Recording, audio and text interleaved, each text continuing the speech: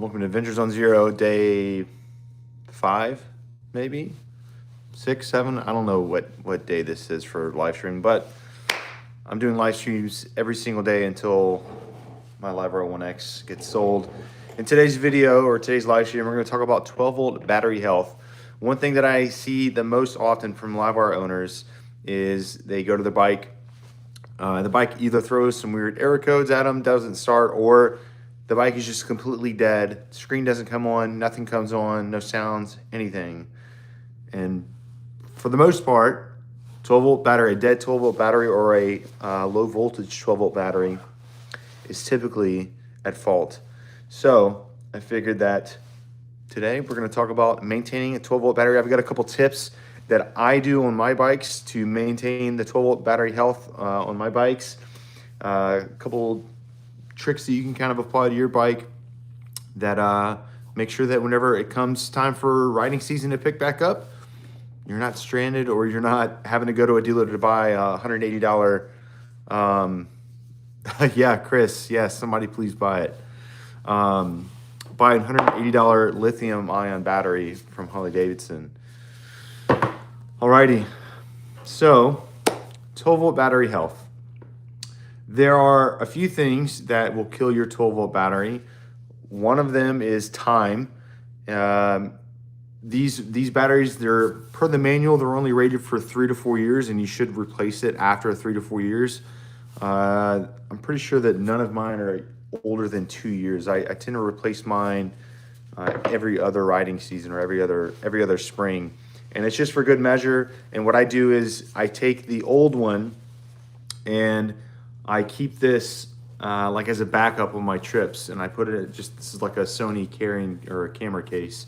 It's perfect for keeping the battery in there. It's a little bit padded, kind of keeps it protected. But it's a good backup.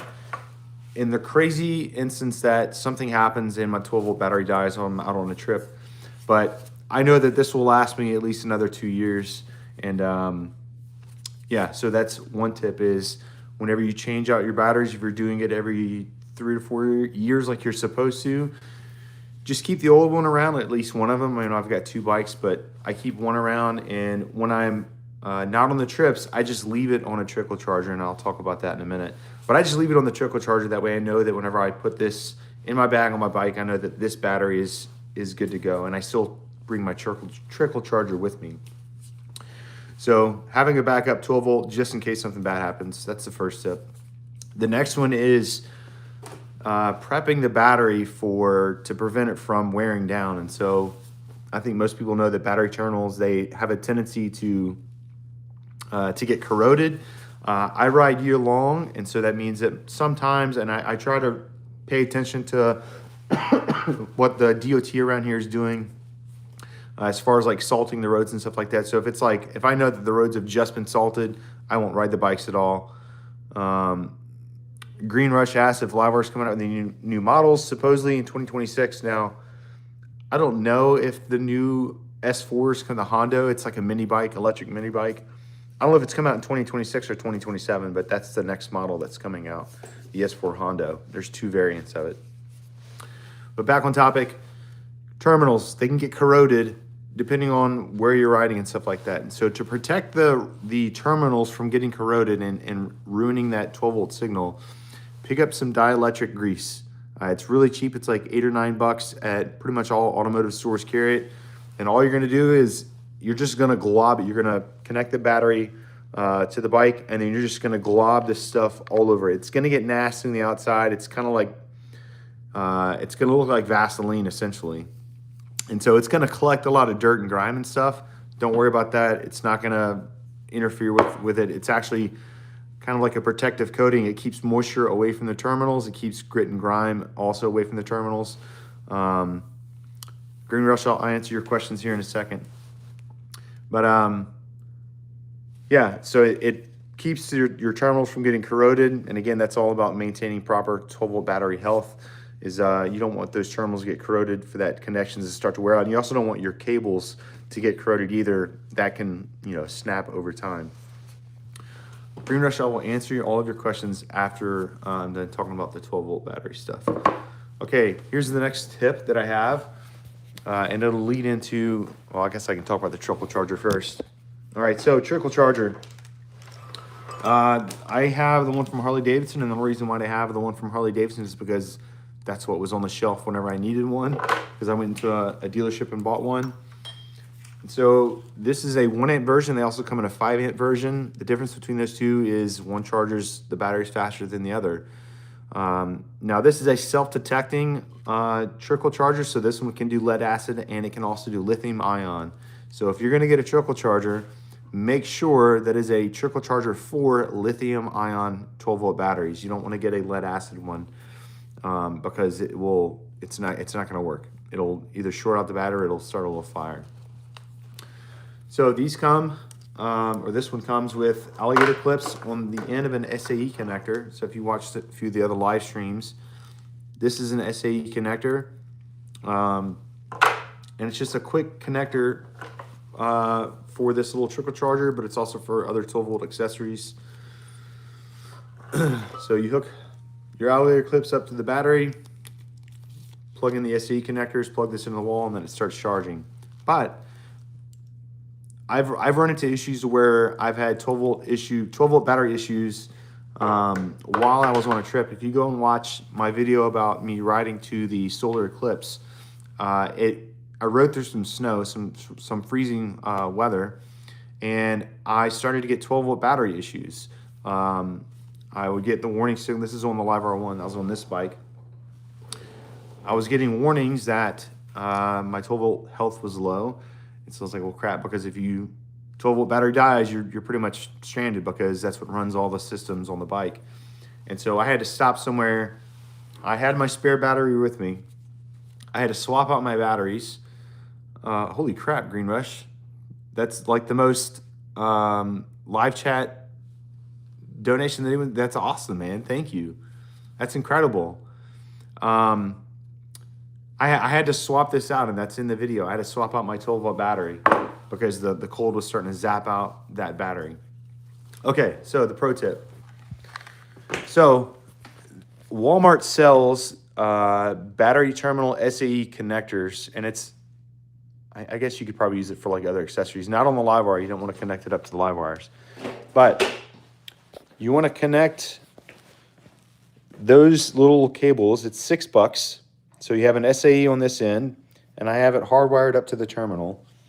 Okay, now again, this is not for accessories for the bike. You never want to connect anything to the bike as far as accessories for 12 volt batteries. If you're going to connect accessories, you buy my accessory cable, and you're going to hook it up right here. Where's that? Right here to the parts and accessories cable. Good accessories, bad accessories. Good accessories, bad accessories. Okay, but what this is like my emergency trickle charge cable. So that way, if the battery needs a trickle charge, I can just quickly connect my trickle charger to this. And I don't have to worry about uncovering the 12 volt battery to hook it up to the alligator clips. Now, on the S2 Del Mar, it's easy to do that. But on the Livewire 1, it is a pain in the butt to get to the 12 volt battery. And you have to completely take the battery out of this housing right here. You have to take the battery out and then hook it up to the alligator clips in order to start charging it. So I highly recommend that if you own your Livewire bike, whether that's the S2 or the Livewire 1. Now, I've got it on both of my bikes. On the Livewire 1, I just have it routed up through, and my SAE is like right here. So I just have to like lift up the seat to plug it in. But that just means that you have immediate access to your 12 volt battery. You got a question, what is that thing for? What thing are you talking about, Bear Gold? I've pointed to lots of things. So it gives you quick access to the 12 volt battery in case you need to hook up to the trickle charger. Some people during the winter, they just leave their 12 volts hooked up to the trickle charger. It's totally fine. It's not going to damage the bike. You don't have to unplug anything from the cables or anything like that. So that's what I do with my bikes. If I know that I'm going to be going away for a while, or if I'm not going to be riding one of these bikes for more than 30 days, I'll just throw it on the trickle charger during those 30 days. Now the bike itself will keep the 12 volt recharge. There's a maintenance recharge signal that goes from the main pack to the 12 volt battery. But if your 12 volt battery is kind of old, my favorite type of, add a Q&A sticker, what? I just got this message that said, ask what your favorite cake was. I don't know, it was weird. Yeah, I just hook it up to that. The bikes will maintain the 12 volt battery over time, especially if you're in storage. But if that 12 volt battery is at the end of its life cycle towards that 3 to 4 year mark, then you're going to start to see issues with it kind of being able to maintain its health. I don't have this, it's buried right now, but I learned this the hard way when it comes to 12 volt batteries and the Livewire 1. Harley-Davidson sells an alarm siren that hooks into, there's a little cable that comes off the 12 volt housing on the Livewire 1, and that's specifically for this alarm siren that you install on the battery pack itself, the 12 volt battery pack. That's why there's like a little vent circle on the 12 volt battery housing.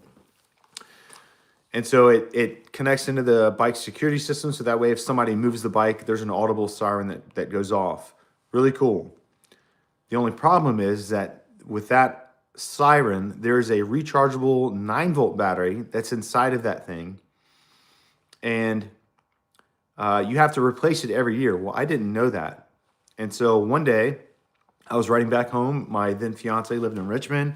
I was riding back here to Lexington, and bike just completely just shut off. And like I was riding it and the bike just shut off. And so I'm like, okay, what the hell happened? And I had to go to a dealership, get a 12 volt battery, new one, and the bike had been off for a few days. So I was worried if the battery health was going to be fine.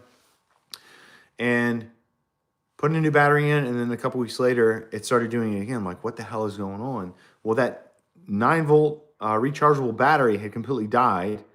And so it was siphoning off the 12 volt battery, and it was siphoning off at a higher amperage than what the bike could supply it like normally, because it's not expecting it to put it down. So if you're going to use the siren for the Livewire 1, the alarm siren, you have to make sure that every year that you're replacing that rechargeable 9 volt battery, or it will absolutely kill the 12 volt battery. Okay.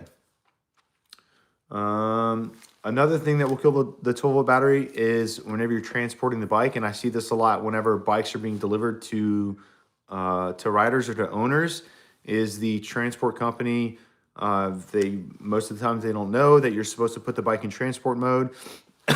Sorry, I've got bronchitis. Putting the bike in transport mode, again, this is for all Livewire bikes. Putting it in transport mode, it disables the motion sensors for the security system. And so what that means is as the bike is in the back of a bike, those motion sensors are disabled, so it's not going to set the alarm off. It's not going to continuously put the bike in an alarm state because it thinks that it's being stolen.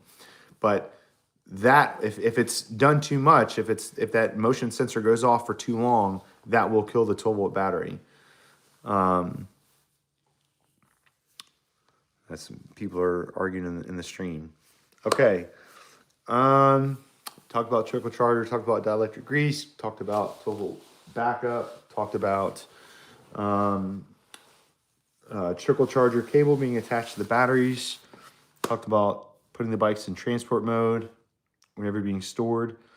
Okay, here's another one that I caught up from someone else, is they keep their bike in their garage, their S2 Del Mar in the garage, and they moved it around a lot because they're trying to get stuff, or the bike was just kind of in the way, so it got moved around a lot in the garage. So if you're moving your bike around a lot and you don't have the key nearby, again, the bike thinks that it's being stolen, and so it's going to continuously, the motion detectors on it are going to continuously being tripped. That will kill the 12 volt battery. And so my buddy Rob, he was kind of freaking out, texting me about it, and he had to buy a new 12 volt battery, and this is within the last week, because again, he was moving the bike around without the key fob nearby, and eventually that just kind of killed it. Okay, so now let's go to questions. Green Rush, you said, what is your favorite model and why? So my favorite model, it used to be the Livewire 1. And I mean, that was my favorite electric bike for the longest time. I mean, I put so much effort and work into it to making it an adventure bike. And, you know, it's comfortable riding position, and I've got so many good memories on it. But for the last, really for the last year, I couldn't really take that many big trips apart from whenever I went to Texas because my wife was going through treatment and stuff. And so a lot of my rides were just local stuff. And the S2 Del Mar and the S2 Mulholland, they're perfect for local adventures. You know, just the range, but really the size of the bikes, you know, they're really narrow. They're a really fun bike to just hop on really quick and go do something or go somewhere. And so I've put on a lot of miles on the Del Mar and when I had the Mulholland, and I really haven't ridden the Livewire 1 much at all. And so I remember thinking a few months ago when I was riding the Del Mar out to prep it for the Texas trip, I remember thinking to myself, like, I kind of am starting to like the Del Mar more now. And so, you know, I mean, as of right now, the S2s are my favorite bikes. I mean, you're going to see this in the Texas video that it was kind of a rough start in Texas. And I really hated the bike for about 24 hours. And then eventually we kind of got over that because the charging infrastructure got a lot better.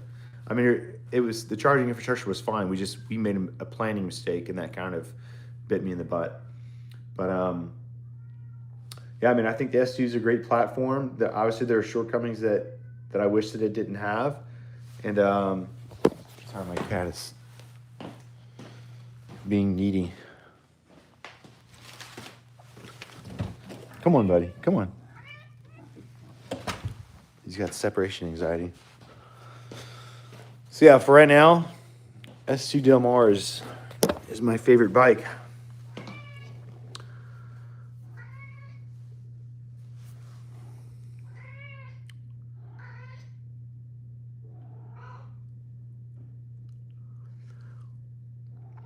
I don't know if Barrett Gold is still in here or not. He or she did not respond to my question.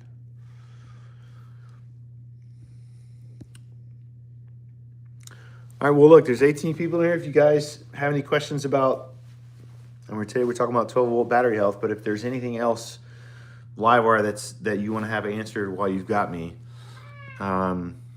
please go ahead, and I'll give it a minute, and then I'll just end the stream.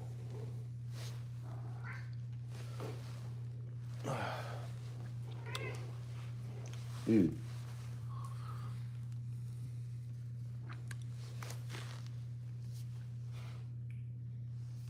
I think the next video that I will talk about, I'm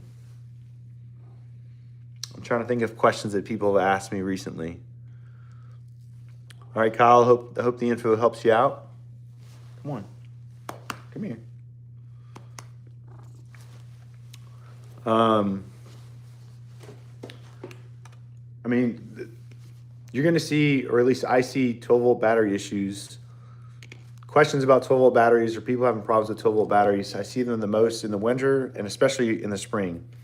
Come springtime, there's going to be so many people that they're going to go out to the garage or whatever, and they're going to have these random posts about, oh, my bike's not starting, what's wrong with it, stupid Livewire. Gumbo. Come on.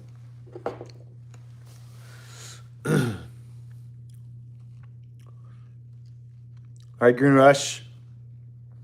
Thanks for the donation, man. Get your butthole out of the frame. I really appreciate it. That is the most super chats that I've ever gotten. That's so awesome, man. I appreciate it. I am. What is my badge? Is my badge in here? I am an ambassador for the brand. I have a little badge that says it, but that was from 2023. But alrighty, well look, no questions. I keep on getting these stupid prompts. Add a Q&A sticker. An overrated food, question mark? Who comes up with these dumbass questions? All right, well that's gonna be 12 volt issues. If you follow my advice, my tips, my tricks, I guarantee you, actually back that up. My last tip about 12 volt battery health. If you're not gonna ride your bike for the entire duration of winter, I suggest, and if your bike is gonna be kept in a climate controlled space, you likely will not have any issues with it come springtime or come whenever it is that you wanna ride it. As long as you've kept the battery between 70 and 30%, and really what you should do is if you're at the end or at the end of riding season, you're not gonna ride it anymore for however long, charge the bike to 70%, and that should keep the battery at a good percentage. It's gonna drop a little bit as the weeks go on. But that'll maintain proper battery health. If it's in climate controlled, okay, look, I don't know how to read that language. It's Cyrillic. I don't know how to read Cyrillic. I used to, but not anymore. If it's in climate controlled, it's gonna be fine. If your bike is going to be in a non-climate controlled space and it's going to get below freezing, I suggest that you remove the 12 volt battery and just bring the 12 volt battery inside. The RESS on either bike, it'll be completely fine in sub-freezing temperatures. That's actually the best thing for it. Think of it like rotting meat or raw meat. All right, what's the best way to preserve raw meat? You put it in the freezer. Okay, it slows down the degradation or the chemical kind of the chemical chaos that's going inside the battery. So freezing temps for the RESS, totally fine. If it's outside, disconnect the 12 volt battery. Now, obviously, you're gonna lose vehicle or location tracking abilities if you do that because you're removing the 12 volt source. But bring that little 12 volt battery inside, and whenever it comes back to riding season, you should be good to go. So that is the final tip.